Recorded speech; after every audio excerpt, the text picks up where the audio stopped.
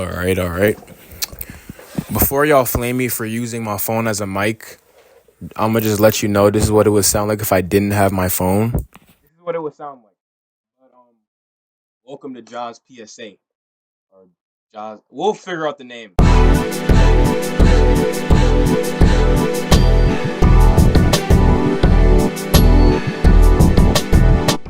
So I'm gonna introduce myself. My name is Elijah. You're not getting my last name because that's Fed. But my name is Elijah. I love anything music. I love anything pop culture. I love anything fashion. I just love anything that involves creativity and the use of your mind. And I'm just going to use these things right here. Jaws PSAs. We'll get the name right one day. I'm going to go with that for now. But I'm going to just use these to yap and just talk about things I care about because it's a free country. I can do what I want. So today's topic is going to be about, love. That's what we're going to talk about today. We're going to talk about this generation's perception of love, I guess, or like what love is to this generation of people type. I was just talking to one of my friends about this topic. It's one of my, what is her name? Let me find her name, bro. Let me get her name. Don't worry, I don't want to say the wrong thing. It's probably weird that I don't know her name. Like that's probably that's probably so weird. Making my YouTube video right now. What is your actual name? Like I literally don't know your actual fucking name. Like what is your name? And hurry up and tell me because I'm still recording. You need to tell me now. I don't have all day. Thank you. And like we know, but I'm going to tag her. I got this idea from her. So all credits to like Aris Rules, whatever.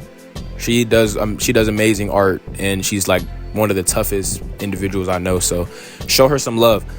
But I want to talk about love, let's actually look up the definition of what love is. Okay, so we got the definition of love is a bond that often involves understanding of each other's core values, beliefs, and goals. So that's what the definition of love is according to the internet, according to Google, right? So let's tap into this, right? Let's get into this. You feel me? I feel like this generation doesn't understand the difference between obsession and true actual love. You feel what I'm saying? I feel like social media plays a very big part in what we feel is love and what we see as obsession. You feel me? A tie between wants and needs. You feel me? We're going to use this recent TikTok trend, the Hey Rocky and Hey Riri trend with like Rihanna and A$AP Rocky, whatever. With that trend, they'll put the guy for Rocky and they'll put the girl for Rihanna. And everyone will see it and it'll be like, oh my gosh, I wish I was in a relationship. I wish I was in something like that, blah, blah, blah. Whole time it's like, you don't need to be in shit. Like, you don't want to do this because you want to do it. You want to do it because you're seeing what it looks like. You feel me? And you're seeing what it looks like and you want to feel that type of love. You want to feel that type of connection. Everybody wants to be loved. Everybody wants to feel connected. Everybody wants to feel wanted in some way. But I feel like this generation doesn't understand the difference between obsession and love. That obsession with trying to feel loved is really holding you back from becoming the person that you want to be. And it's holding you back from finding the person that will truly love you for who you are. I feel like people chase after what people tell them love should look like, but they don't chase after what love feels like to them. People try to compare a relationship that they're already in or a relationship that they want to be in. They try to compare it to like things they see online, or they try to compare it to their best friend's relationship. And what works for them is not always going to work for you. That's one of the simple things. Comparison. Yeah, comparison. Comparison is the thief of all joy. When you compare yourself to somebody else, you're not doing yourself any justice because you're not them. Same thing for a relationship. When you compare your relationship or situation with someone else's relationship or situation, that's when things become toxic and that's when things become not enough in a way. So then it leads you to be like, oh, am I good enough? Are they good enough for me? Are they doing enough? Am I doing enough? And then you want to try to explore all these other options and have hoes and do all this stuff.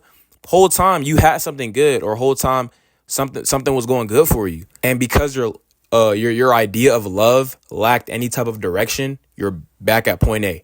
You know what I mean? You're back at that same spot that you didn't want to be in.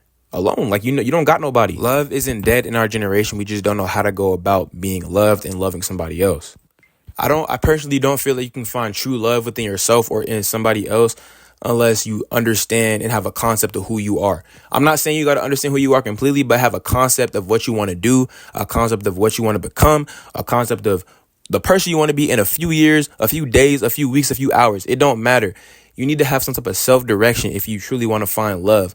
Love can be finding someone that you want. Love can be improving your craft. Love can be just being there and showing up for yourself and the people around you. You know, love doesn't always have to equate to going out and being with somebody. Love is fundamental. Love is inside of you. You know, you need to bring it out. You know what I mean? You got to bring the love out. That sounds weird, but you got to bring the love out of yourself and apply it to different aspects of your life. Because love isn't always hearts and kisses. Love can be just understanding another person. Love can be understanding yourself. If you don't understand yourself, who will? How can you try to learn and study somebody else when you haven't even learned and studied yourself? You feel me?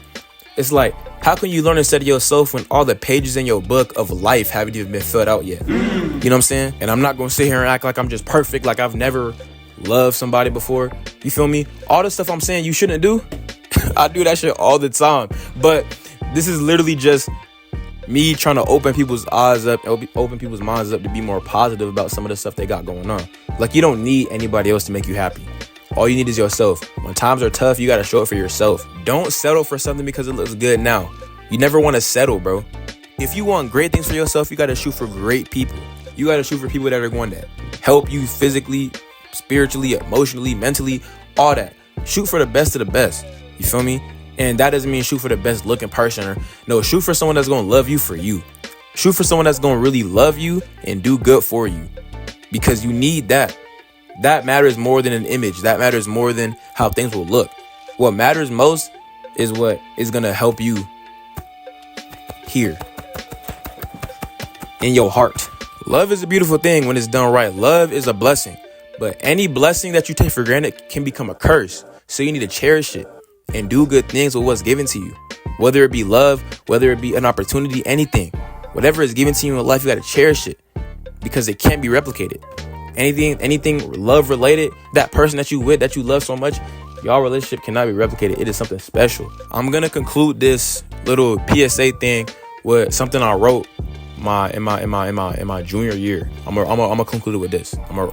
So I said, what love is to the human soul is what yin is to yang, or what a broken heart is to an unresponsive lover.